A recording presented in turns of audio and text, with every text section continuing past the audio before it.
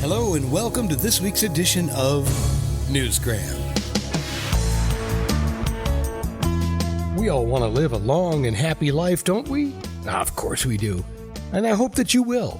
The problem is we're often driven by outside forces, those day-to-day influences on our life that seem to take precedence over our health. That is, until it fails. Our guest today is Paul Broderick, and he recently had a complete change in his perspective on what it means to be healthy and how to live a good long life. I was living what I thought was a very healthy lifestyle, very active, eating well, doing all the right things, even thinking positively, actually. And then when something hit the fan and I had a diagnosis of a 3-inch tumour and I needed to be operated upon quite soon after, I just had to figure out what the heck was going on. Paul is the inquisitive type, and it was his curiosity that inspired the writing of a book called Cancer Mentality. He took copious notes during his diagnosis and ordeal, and he's now sharing what he learned in Cancer Mentality. The cure for cancer is in the mind. Heal your attitudes and beliefs. It's a title that requires a little bit more explanation. What we're talking about now is placebo-nocebo. Placebo basically says it can happen if we believe it, and belief doesn't mean a very active belief, even a subliminal, subconscious belief. Nocebo is telling us that bad is going to happen, and that's what doctors are doing with such a prognosis. We can believe a diagnosis, but we don't need to choose or believe the prognosis. And that's the essence of my book, is that I discovered how to actually choose my prognosis, and anybody can do that. The power of positive thinking. You've heard that before, but there's a lot more to it than that. The mind is far more powerful and influential than we know. Now, we're not saying that you can cure cancer with positivity, but giving into it, that's not going to help either. Just know that anything is possible, and you need to believe that. With that in mind, take a hard look at your life. That's what Paul did. I realised by slowing my life down that I had actually been just presenting lip service to all of these wonderful metaphysical, new age spiritual ideas. And in fact, it's a lovely notion that we create our own reality. But in essence, I wasn't doing that work. I wasn't meditating. I wasn't quieting my mind. I wasn't finding peace in my life. I was striving, working, chasing. And as I write in great depth in the book, I realised that I was living in fear. Everybody's touched by cancer, heart attacks, all sorts of dramatic illness. We all know somebody or many somebodies. And so I realised that I just had to stop, rethink, reinvent myself, and actually start doing this work. And I found it to be an enormous pleasure. Not hard work at all. It's an enormous pleasure. Stop, rethink, reinvent, and stay positive. If you stop listening now and you do just that, you'll probably be on the right track. But don't stop listening just yet, because there's much more. Paul explains what drove him to this kind of thinking.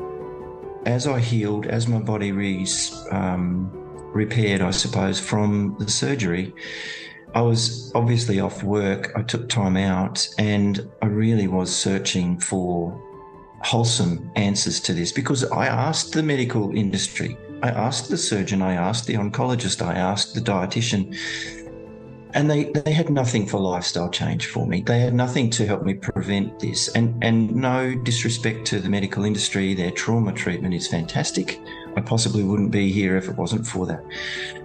But so many great teachers out there are explaining how thoughts and emotions are now proven by science to become interactive with our physiology in a good way and in a bad way. Yes, and that is due to a few different things that are now widely known. Negative thoughts and emotions can weaken our immune system. When you're stressed, your body reacts to that stress. However, when you're upbeat and positive, well, your body reacts to that too. Plus, when you're upbeat and positive, you just make better decisions on an average daily basis. According to Paul, his problem was that he was living in a state of chronic negative emotion. Now, we could call that stress, and I do write about this in the book. So if anything more negative than frustration, say, I am negatively affecting my physiology. These are known as diseases of the inflammation. And we have lists of conditions that people present to the doctors with.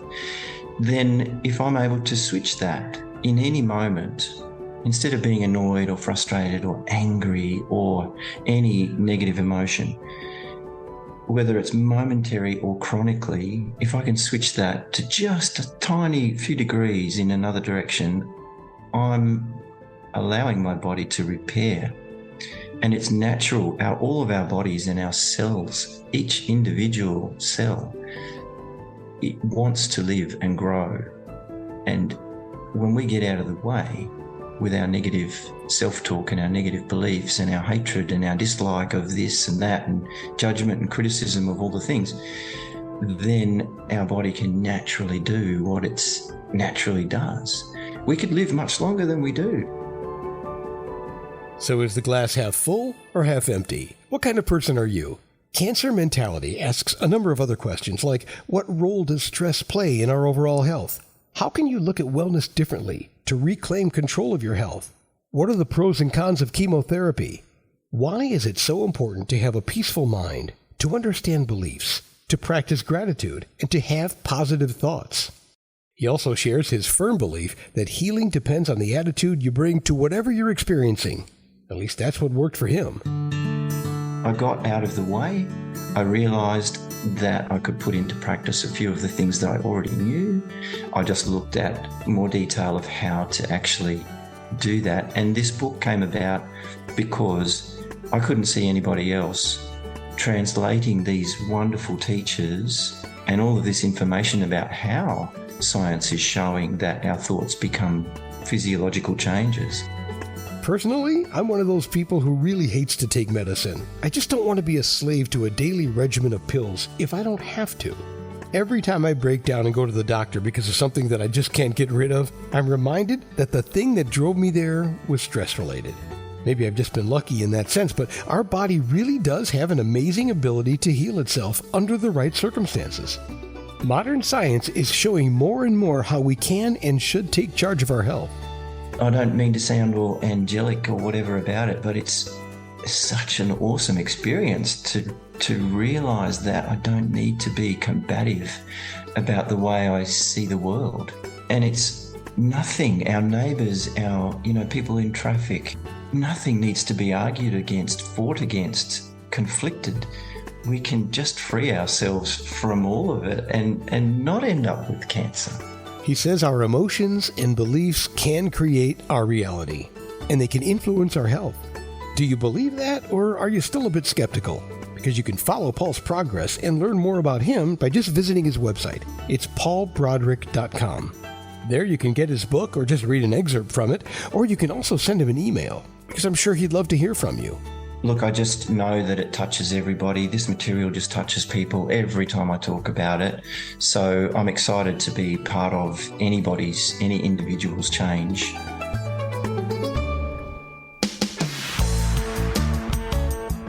Cancer Mentality. The cure for cancer is in the mind. Heal your attitudes and beliefs by Paul Broderick. There are links to his site and other places to get the book in the show's description. And that will do it for this edition of Newsgram from webtalkradio.com.